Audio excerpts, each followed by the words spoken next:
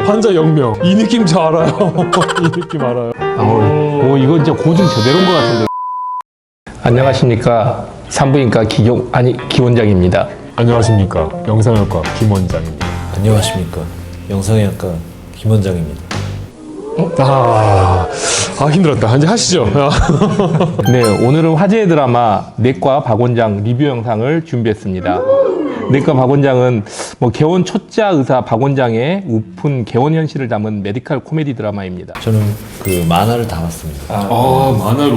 그 웹툰이 원래 의사들 커뮤니티에서 인기가 좋아서 거기서 이제 네이버 웹툰으로 갔죠. 근데 거기서도 인기가 좋아서 이 방송으로까지. 드라마로 만들게 됐어요. 그러니까 저도 그 쓰신 분이 실제 의사였다고 사실 저도 이야기를 들었는데 그래서 더 의사들한테 조금 더 공감대가 형성이 됐던 것 같은데 그럼 시작해 볼까요? 네. 이거 명세서 날라올 때 이거 상당히 부담스럽죠. 옆에 카페 와이파이 빌려 쓰세요. 진짜 옛날 생각 나시겠네요. 그죠? 아니 저 그러진 않았어요. 할 건 하자. 초심을 갖고 진료 잘하겠다는 이 의지가 보이잖아요. 네. 이 가발인데, 벗었어. 오, 이거 진짜 고증 제대로인 것 같은데 이거 땀 닦아내는 거. 이렇게 인트로가 이거구나. 이거 알아요? 네. 환자 0명. 네, 환자형. 이 느낌 저 알아요. 이 느낌 알아요. 이럴 땐 병원을 못 나가요. 이제 밖에 나가서 늦게 들어야 돼. 환자가 지금 없다고 편하다고 생각하시는 분들이 있는데 사실 편하지가 않죠, 절대. 마음이 너무 불편하죠. 우리 김재호 원장님도 개업을 하시면서 조금 이런 에피소드 같은 게 좀 있으셨나요? 좀 공감되는 부분이 좀 있으셨을 것 같은데.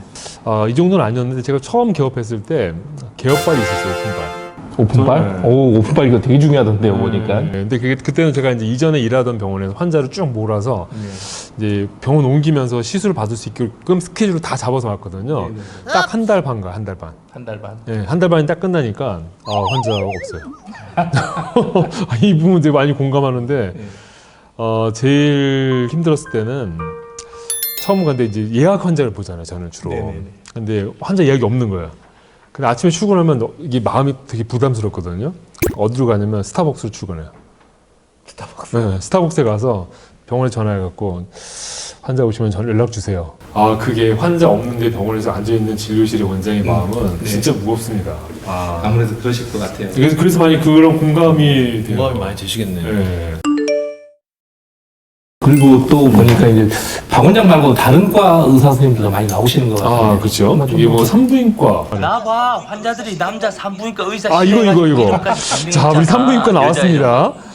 자, 산부인과 원장님인데 이게 이름을 개명했다는 얘기 나오는데 진짜 마음에 와닿는 게 이제 그 모든 과 중에 유일하게 여성만 진료하는 과는 산부인과거든요. 물론 산부인과에서 상담하느라고 남자분들하고 상담을 가끔 하기도 하지만은 이제 환자의 99.9%는 여자분이시다 보니까 특정 성병만 보다 보니까 여자분들이 그 여자 의사에 대한 선호도가 매우 높은 것 같습니다. 지금 같은 경우는 이제 산부인과가 예전하고 조금은 이제 그 환경이 좀 바뀌어가지고 여자 선생님들이 이제 많이들 하고 그러시는데 제가 전공의 시절, 그 레지던트 하던 시절만 해도 그러니까 남자 의사가 대부분이었기 때문에 아마 전체 의사 중에 한 80%, 90% 정도가 남자 의사였고 하다 보니까 산부인과 개업과에서 여자 선생님들이 계신 데는 프리미엄이 붙어가지고 여의사가 근무한다 이런 꼭 붙여줘요. 여의사 근무, 여의사 산부인과 이렇게 이제 이렇게 제가 실명을 밝히긴 곤란하지만 제가 전공의 시절에 저희 이제 은사님들 중에 성함이 여자랑 비슷하셨던 그 교수님이 계셨는데 여자인 줄 알고 외래 항상 환자들이 들끓었다는 그런 이런 마음을 이해가 가는 것 같습니다. 아무래도 여자만 보는 과의 특성상 이렇게까지 바꾸면서라도 환자를 더 친근하게 보겠다라는 이 개업이의 그 의지가. 그러니까 이런 게 진짜 우픈 현실인데. 근데 그 다음 나오는 씬이 이거 좀 감동적인 씬이 나왔어요. 전공의 때 같은데 그죠? 말기암 여자 환자 치료하는 과정에서 그 떡볶이 사다 주는 항암치료. 그 떡볶이 사다 주면 안 되죠? 인턴 시절에는 사실 이제 의료인과 그 일반인의 중간 단계잖아요. 이분도 아마 그 지금 이 떡볶이를 먹고 혈변하실지 몰랐겠죠. 환자들을 막 도와주고 싶다는 생각이 많이 들죠.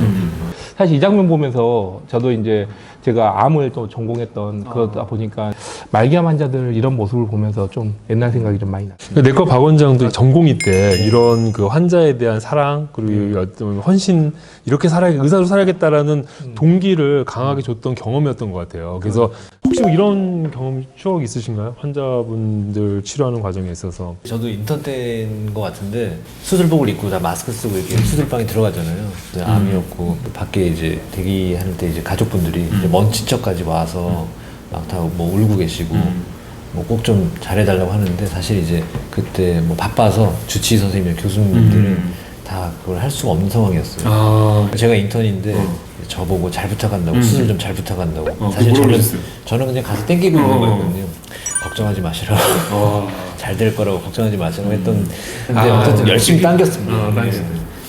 그래요. 그런 역할들을 했던 이제 추억들이 있죠. 김 원장님도 혹시 기억에 남는? 네, 저 기억에 남는 환자분인데 지금 되게 비슷해요. 제가 이제 인터벤션을 했으니까, 그러니까 아산병원에 있을 때 제일 많이 한 게 간암색전술이에요. 이제 모든 암이 그렇지만 젊었을 때 생기는 암들이 되게 이제 상당히 공격적이잖아요. 이제 침범막 그래서 그 환자도 20대 한 초반이었었던 것 같아요. 근데 그 환자 이제 색전술을 하는데 전신 마취 안 하죠. 보통 수면 마취도 그때는 안 했는데 환자가 이렇게 뭐 노래 부르는 거예요. 가만히 들어봤더니 제가 아는 노래 크리스찬이었던 것 같은데 무슨 이제 가스펠을 이렇게 허밍을 하더라고요. 그래서 그 내용이 뭐냐면 이제 기적 같은 어떤 신앙에 대한 어떤 부분이에요. 그래서 이제 제가 딱 알고 내가 가사를 불렀죠. 시술하면서 노래를 불렀어요. 그러니까 뭔가 환자하고 교감이 자잖아요. 그러니까 내가 알고 있다 이 노래 나도 그런 기적이 있길 바란다 하면서 시술을 했었고 또 이 스토리 보면서 되게 비슷한 느낌의 그때 추억, 그러니까 아픔 뭐 그런 것 좀 있었어요. 그래서 그러셨구나. 저는 해피엔딩에 대한 추억이 있거든요. 해피엔딩. 제가 이제 저 주치하던 시절에 그 여자 환자분이셨는데 자궁 절제 수술하셨는데 그분이 뭐 이런 머리 쪽에 좀 문제가 있으셔가지고 하반신이 좀 마비가 되시는 환자분이셨는데 이제 자궁 쪽에 문제가 돼서 수술하시게 됐는데 워낙 이제 하반신 마비다 보니까 기초 체력도 안 좋고 면역력도 좋지 않고 뭐 해서 결국 수술했던 부위가 벌어져 버렸어요. 지저분한 뭐 분비물이나 냄새가 나고 그래가지고 이제 매일 소독을 하는데 환자분이 하반신 마비가 되다 보니까 이제 소독을 하려면은 부인과는 부인과 진찰대로 옮겨 와가지고 해야 되는데 매일 아침 저녁으로 휠체어를 타고 오셔가지고 본인이 몸을 잘 못 일으키시니까 너무 고생을 많이 하셨는데 또 하필 그 환자분이 일본에서 거주하시는 뭐 교포분이셨던지 하여튼 했었는데 한국에 가족이 없었던 거예요. 근데 한국에 오지 치료를 받다가 그렇게 문제가 생기셔가지고 보호자도 없고 뭐 간병인도 없고 그런 시절에 이제 혼자 계속 하시는 거 그거를 이제 제가 보다 못해서 진찰 때 오르락 내리락하는 걸 제가 이제 간병인처럼 도와드렸었거든요. 그렇게 한 달 동안 치료를 해가지고 들어가지고 좋아지셔서 퇴원하셨는데 퇴원하시고 나서 고맙다고 일본 과자를 이따시만한 박스로 2박스를 보내신 거예요. 그 과자는 어떻게 하셨어요? 집에 가서 애들하고 먹었죠. 그래서 이제 몸이 이렇게 바뀌었죠.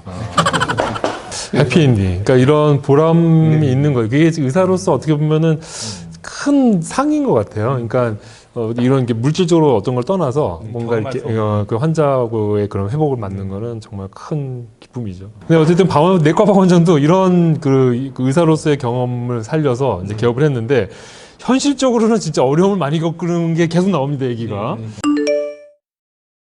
그러게요. 그러니까 뭐 지금 보니까 이게 그 실비보험 요새 실비보험들이 워낙 많아가지고 이제 이런 보험 관련해가지고 좀 무리한 요구들을 하는 환자들이 가끔 있던데 우리 혹시 김건 원장님 경험이 좀 있으신가요? 그리고 무리한 요구를 하면서 이거를 들어주지 않으면은 내가 그 이 병원에 대한 좀 부정적인 뭐 악플 내지는 부정적인 내용들을 인터넷에 올리겠다 이제 환자는 협박을 하는 거죠. 그럼 실제 이제 그렇게 악플까지 이어지는 사례도 있고. 이렇게 안 해주면 악플 날겠다. 이게 이제 지역 병원에서는 뭐 큰 타격이죠. 지역 병원에서 한번 이제 맘카페 이런 데 악플 달리기 시작하면은 사실 이제 생존이 어려워질 수도 있고 그런 악플에 좀 생각 좀 있으신가요? 아니 악플은 아니고 저는 선풀이 있어요. 선풀 역시 잘생기면 선풀만 달려. 그러니까요. 무슨 선풀이죠? 저 예전에 지역에 그 훈남 의사를 뽑는 아 훈남 의사. 그래서 선풀이 달려서 무슨 뭐 바깥에 뭐 띄워주세요 이런 정도 아니고 분당에서 분당 오디오 어쨌든 병원 평가는 필요하긴 한 것 같아요. 네네네. 환자들의 서비스도 항상 시켜야 되고 하는데 악의적으로 네.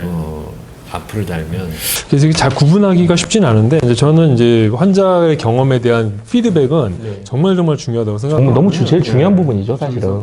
악플이라기보다 안 좋은 병원한테 안 좋은 얘기 하신 분에 대한 건 잘 들어서 정확하게 피드백을 드리고 우리도 반성할 건 반성하고 저희가 이제 그런 개선의 자료로서 그냥 환자분들의 피드백을 활용하는 거는 악플은 필요한 거죠. 네, 그러니까 서로 이제 어떤 소통한다는 뜻에서 이제 있는데 그런 소통의 장이 조금 이제 변질되는 게 좀 안타까울 때가 좀 있는 건가요?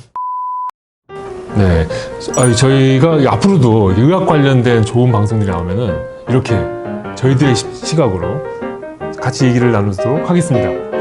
구독과 좋아요 알림 설정 부탁합니다.